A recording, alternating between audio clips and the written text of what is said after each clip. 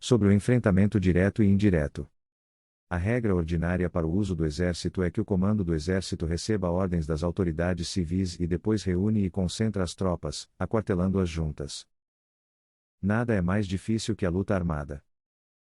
Lutar com outros cara a cara para conseguir vantagens é o mais árduo do mundo. A dificuldade da luta armada é fazer próximas as distâncias e converter os problemas em vantagens. Enquanto dás a aparência de estar muito longe, começa teu caminho e chega antes que o inimigo. Portanto, fazes que sua rota seja larga, atraindo-o com a esperança de ganhar. Quando empreendes a marcha depois que os outros e chegas antes que eles, conheces a estratégia de fazer que as distâncias sejam próximas. Sirva-te de uma unidade especial para enganar ao inimigo atraindo-o a uma falsa persecução, fazendo-o crer que o grosso de tuas forças está muito longe, então, lanças uma força de ataque surpresa que chega antes, ainda que tenhas começado o caminho depois. Por conseguinte, a luta armada pode ser proveitosa e pode ser perigosa. Para o especialista é proveitosa, para o inexperiente, perigosa. Mobilizar todo o exército para o combate para obter alguma vantagem tomaria muito tempo, porém combater por uma vantagem com um exército incompleto teria como resultado uma falta de recursos. Se te mobilizas rapidamente e sem parar dia e noite, recorrendo o duplo da distância habitual, e se lutas por obter alguma vantagem a milhares de quilômetros, teus chefes militares serão feitos prisioneiros. Os soldados que sejam fortes chegarão ali primeiro, os mais cansados chegarão depois, como regra geral, só o conseguirá um de cada 10. Quando a rota é larga as tropas se cansam, se gastaram sua força na mobilização, chegam esgotadas enquanto que seus adversários estão frescos. Assim, pois, é seguro que serão atacadas. Combater por uma vantagem a 50 km de distância frustrará os planos do mando, e, como regra geral, só a metade dos soldados o farão. Se combates para obter uma vantagem a 30 km de distância, só 2 de cada 3 soldados os recorrerão. Assim, pois, um exército perece se não está equipado, se não tem provisões ou se não tem dinheiro. Estas 3 coisas são necessárias: não podes combater para ganhar com um exército não equipado, ou sem provisões, o que o dinheiro facilita. Portanto, se ignoras os planos dos teus rivais, não podes fazer alianças precisas. A menos que conheças as montanhas e os bosques, os desfiladeiros e os passos, e a condição dos pântanos, não podes manobrar com uma força armada. A menos que utilizes guias locais, não podes aproveitar-se das vantagens do terreno. Só quando conheces cada detalhe da condição do terreno podes manobrar e guerrear. Por conseguinte, uma força militar se usa segundo a estratégia prevista, se mobiliza mediante a esperança de recompensa, e se adapta mediante a divisão e a combinação. Uma força militar se estabelece mediante a estratégia no sentido de que distraias ao inimigo para que não possa conhecer qual é tua situação real e não possa impor sua supremacia. Se mobiliza mediante a esperança de recompensa, no sentido de que entra em ação quando vê a possibilidade de obter uma vantagem. Dividir e tornar a fazer combinações de tropas se fazes para confundir ao adversário e observar como reage frente a ti, desta maneira podes adaptar-te para obter a vitória. Por isto, quando uma força militar se move com rapidez é como o vento, quando vai lentamente é como o bosque, é voraz como o fogo e imóvel como as montanhas. É rápida como o vento no sentido que chega sem avisar e desaparece como o relâmpago.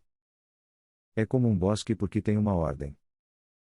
É voraz como o fogo que devasta uma planície sem deixar para trás sequer um ramo de erva. É imóvel como uma montanha quando se aquartela. É tão difícil de conhecer como a escuridão, seu movimento é como um trovão que retumba. Para ocupar um lugar, divide as tuas tropas. Para expandir seu território, divide benefícios. A regra geral das operações militares é desprover de alimentos ao inimigo tudo o que se possa. Em localidades onde as pessoas não têm muito, é necessário dividir as tropas em grupos pequenos para que possam tomar em diversas partes o que necessitam, já que só assim terão suficiente. Quanto a dividir o saque, significa que é necessário reparti-lo entre as tropas para guardar o que foi conquistado, não deixando que o inimigo o recupere. Age depois de ter feito estimativas. Ganha o que conhece primeiro à medida do que está longe e o que está próximo, esta é a regra geral da luta armada.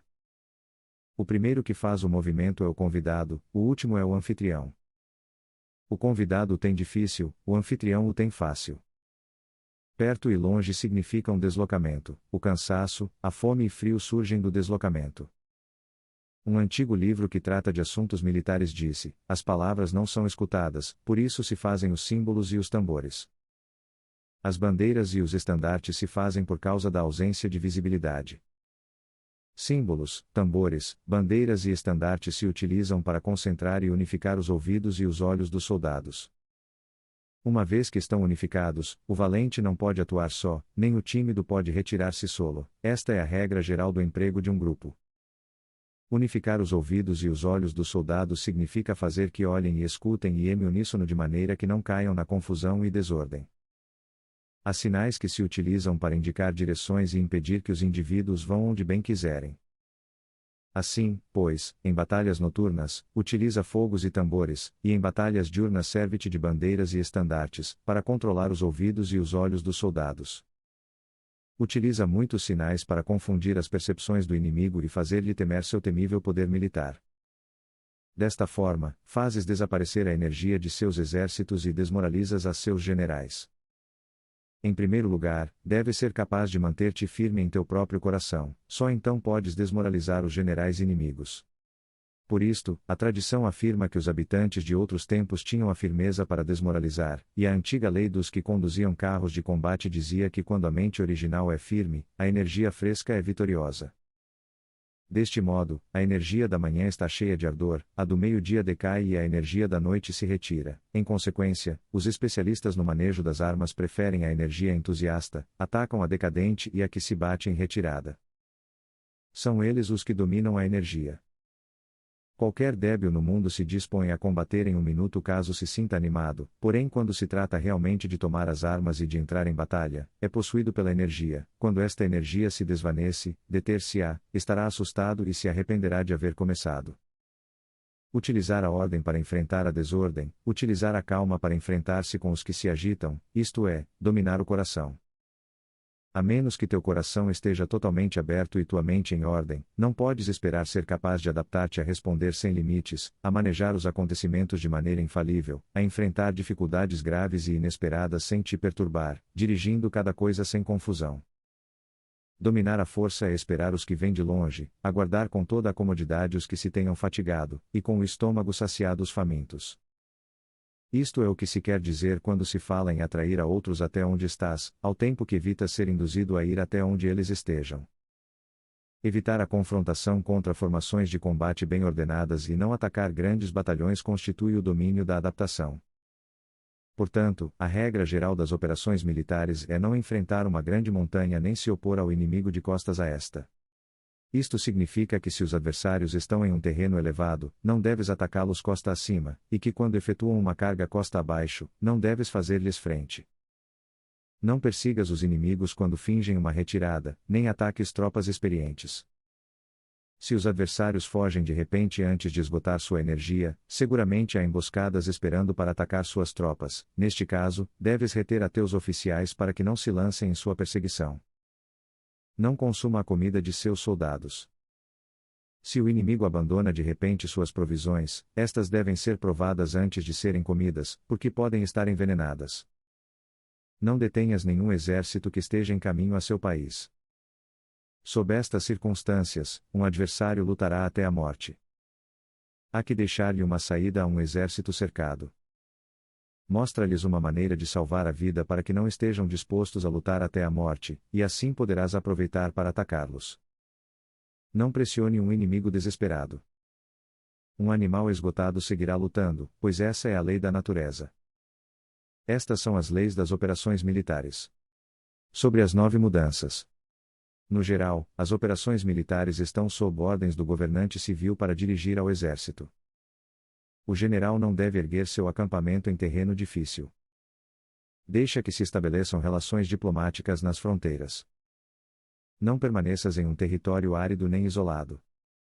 Quando te achas em terreno fechado, prepara alguma estratégia e mova-te. Quando te achares em terreno mortal, luta.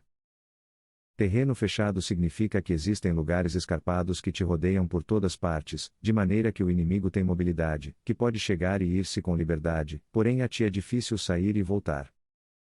Cada rota deve ser estudada para que seja melhor.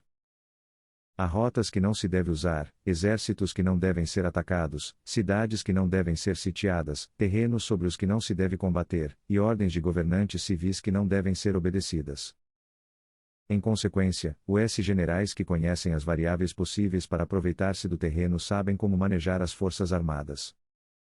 Se os generais não sabem como adaptar-se de maneira vantajosa, mesmo que conheçam a condição do terreno, não podem aproveitar-se dele. Se estão ao mando de exércitos, porém ignoram as artes da total adaptabilidade, mesmo que conheçam o objetivo a alcançar, não podem fazer que os soldados lutem por ele. Se és capaz de ajustar a campanha de modo que mude conforme ao ímpeto das forças, então a vantagem não muda, e os únicos que são prejudicados são os inimigos. Por esta razão, não existe uma estrutura permanente. Se podes compreender totalmente este princípio, podes fazer que os soldados atuem na melhor forma possível. Portanto, as considerações da pessoa inteligente sempre incluem analisar objetivamente o benefício e o prejuízo. Quando considera o benefício, sua ação se expande; quando considera o dano, seus problemas podem resolver-se. O benefício e o dano são interdependentes, e os sábios os têm em conta. Por isso, o que retira os adversários é o dano, o que os mantém ocupados é a ação, e o que lhes motiva é o benefício. Cansa os inimigos mantendo-os ocupados e não deixando-lhes respirar. Porém, antes de lográ-lo, tens que realizar previamente teu próprio labor. Esse trabalho consiste em desenvolver um exército forte, um povo próspero, uma sociedade harmoniosa e uma maneira ordenada de viver. Assim, pois, a norma geral das operações militares consiste em não contar com que o inimigo não acuda, senão confiar em ter os meios de enfrentá-lo; não contar com que o adversário não ataque, senão confiar em possuir o que não pode ser atacado. Se podes recordar sempre o perigo quando estás a salvo e o caos em tempos de ordem, permanece atento ao perigo e ao caos enquanto não tenham, todavia, forma, e evita-os antes de que se apresentem. Esta é a melhor estratégia de todas. Por isso, existem 5 riscos que são perigosos nos generais. Os que estão dispostos a morrer, podem perder a vida; os que querem preservar a vida, podem ser feitos prisioneiros; os que são dados a apaixonamentos irracionais, podem ser ridicularizados; os que são muito puritanos, podem ser desonrados; os que são compassivos, podem ser perturbados. Se te apresentas em um lugar que com toda segurança os inimigos se precipitarão a defender, as pessoas compassivas se apressarão invariavelmente a resgatar seus habitantes, causando a si mesmos problemas e cansaço. Estes são 5 riscos que constituem defeitos nos generais e que são desastrosos para as operações militares. Os bons generais são diferentes, comprometem-se até a morte, porém não se aferram à esperança de sobreviver; atuam de acordo com os acontecimentos, em forma racional e realista, sem deixar-se levar por emoções nem estar sujeitos a ficar confusos. Quando veem uma boa oportunidade, são como tigres; em caso contrário, cerram suas portas. Sua ação e sua não ação são questões de estratégia, e não podem ser agradados nem aborrecidos. Sobre a distribuição dos meios. As manobras militares são o resultado dos planos e estratégias na maneira mais vantajosa para ganhar. Determinam a mobilidade e eficiência das tropas. Se vais colocar seu exército em posição de observar ao inimigo, atravessa rápido as montanhas e vigia-os de um vale. Considera o efeito da luz e mantenha-te na posição mais elevada do vale. Quando combateres numa montanha, ataca de cima para baixo, e não o contrário. Combate estando costa abaixo e nunca costa acima. Evita que a água divida tuas forças; afasta-te das condições desfavoráveis o quanto antes. Não enfrentes os inimigos dentro da água; é conveniente deixar que passem a metade de suas tropas e nesse momento dividi-las e atacá-las. Não te situes rio abaixo. Não caminhes contra da corrente, nem contra o vento. Se acampas na beira de um rio, teus exércitos podem ser surpreendidos de noite, empurrados para se afogar ou se lhes pode colocar veneno na corrente. Tuas barcas não devem ser amarradas corrente abaixo, para impedir que o inimigo aproveite a corrente lançando seus barcos contra ti. Se atravessar pântanos, faça-o rapidamente. Se te encontras frente a um exército em meio de um pântano, permanece próximo de suas plantas aquáticas ou respaldado pelas árvores. Em uma planície, toma posições que sejam fáceis de manobrar, mantendo as elevações do terreno atrás e à tua direita, estando as partes mais baixas diante e as mais altas atrás. Geralmente, um exército prefere um terreno elevado e evita um terreno baixo, aprecia a luz e detesta a escuridão. Os terrenos elevados são estimulantes, e portanto, a gente se acha a gosto deles, ademais são convenientes para adquirir a força do ímpeto. Os terrenos baixos são úmidos, o qual provoca enfermidades e dificulta o combate. Cuida da saúde física de seus soldados com os melhores recursos disponíveis. Quando não existe a enfermidade em um exército, se disse que este é invencível. Onde haja montículos e terraplanos, situa-se em seu lado ensolarado, mantendo-os sempre à tua direita e atrás. Colocar-se na melhor parte quingentésimo o terreno é vantajoso para uma força militar. A vantagem em uma operação militar consiste na aproveitar-se de todos os fatores benéficos do terreno. Quando chove, rio acima a corrente traz consigo a espuma, se queres cruzá-lo, espera a que acalme. Sempre que um terreno apresente barrancos infranqueáveis, lugares fechados, armadilhas, riscos, grutas e prisões naturais, deves abandoná-lo rapidamente e não te aproximes dele. No que me concerne, sempre me mantenho distante destes acidentes do terreno, de maneira que os adversários estejam mais perto que eu deles, dou a fase a estes acidentes, de maneira que fiquem às costas do inimigo. Então estás em situação vantajosa, e ele tem condições desfavoráveis. Quando um exército se está deslocando, se atravessa territórios montanhosos com muitas correntes de água e poços, ou pântanos cobertos de juncos, ou bosques virgens cheios de árvores e vegetação, é imprescindível esquadrinhá-los totalmente e com cuidado, já que estes lugares ajudam nas emboscadas e aos espiões. É essencial descer do cavalo e esquadrinhar o terreno, pois podem existir tropas escondidas para tentar uma emboscada. Também pode ser que haja espiões à espreita observando-te e escutando tuas instruções e movimentos. Quando o inimigo está perto, permanece calmo, queres dizer que se acha em posição forte. Quando está longe, porém tenta provocar hostilidades, queres que avances. Se, ademais, sua posição é acessível, isso quer dizer que lhe é favorável. Se um adversário não conserva a posição que lhe é favorável pelas condições do terreno e se situa em outro lugar conveniente, deve ser porque existe alguma vantagem tática para agir desta maneira. Se as árvores se movem, é que o inimigo está se aproximando. Se há obstáculos entre os brejos, é que tomaste um mau caminho. A ideia de pôr muitos obstáculos entre os matos é fazer-te pensar que existem tropas emboscadas escondidas em meio de ela.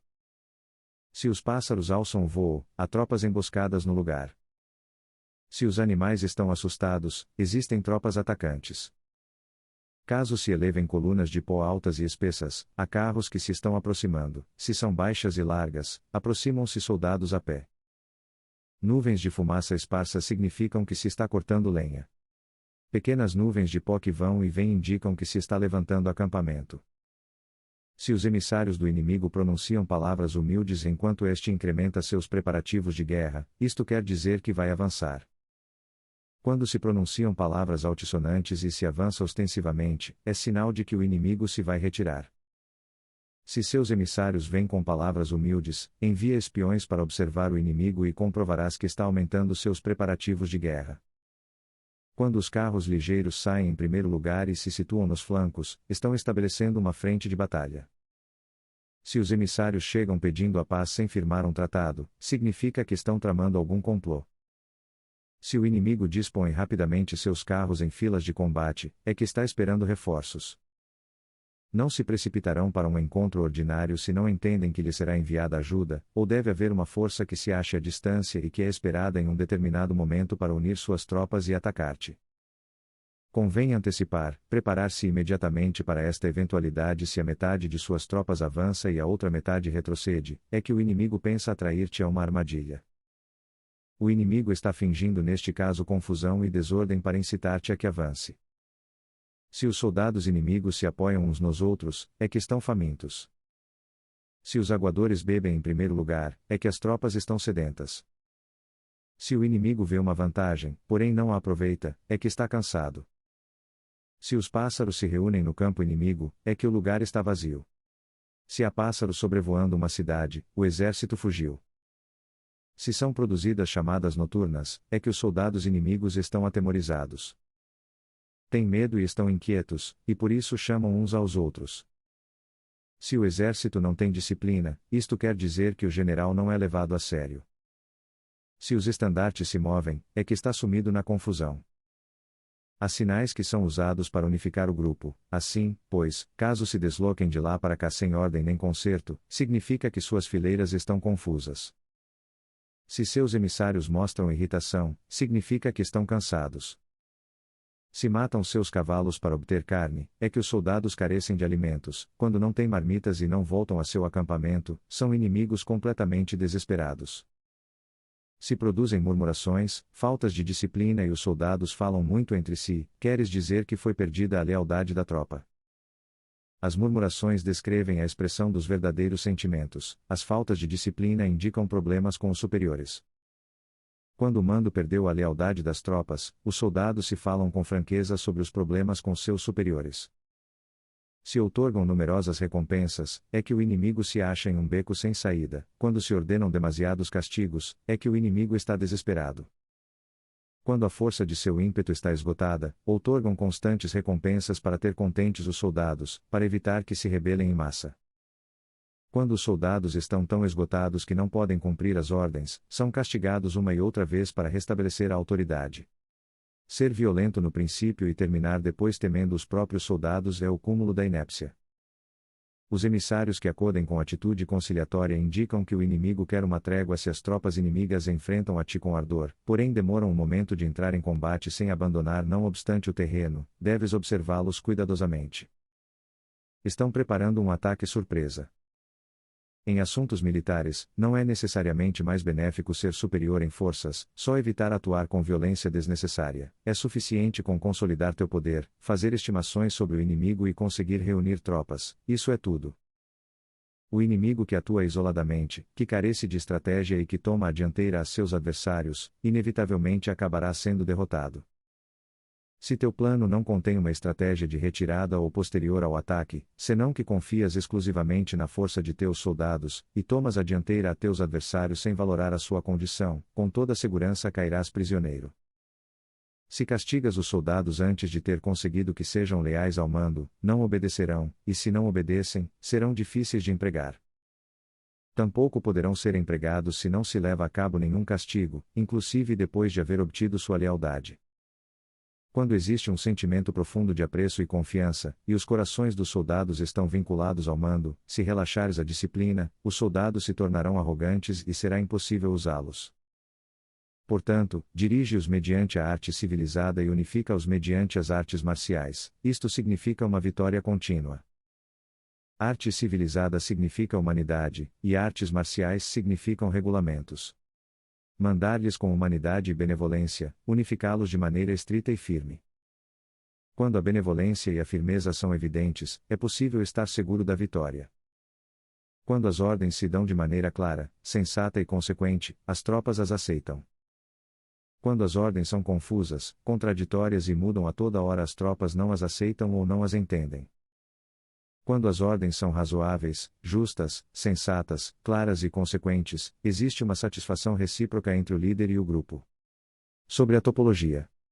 Alguns terrenos são fáceis, outros difíceis, alguns neutros, outros estreitos, acidentados ou abertos.